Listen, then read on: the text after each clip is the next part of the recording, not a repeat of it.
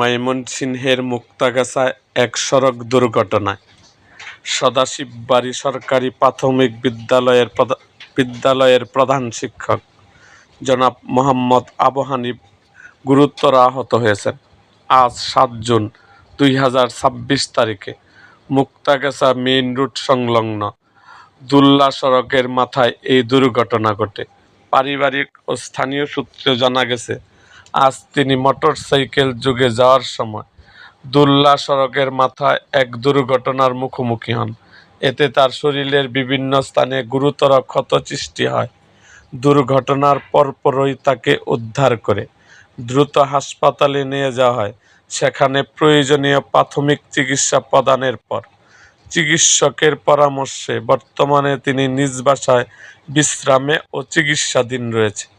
প্রধান শিক্ষক মোহাম্মদ আবু হানিফ এবং তার পরিবার এই কঠিন সময়ে সকলের নিকট সুস্থতার জন্য দোয়া প্রার্থনা করেছেন।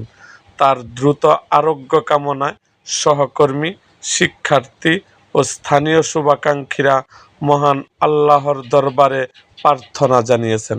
এরকম আরও ভিডিও পেতে আমাদের মুক্তাগাছার ইতিহাস মিডিয়া ইউটিউব চ্যানেলটিকে সাবস্ক্রাইব করুন এবং পাশে থাকা বেল আইকনটি বাজিয়ে দিন।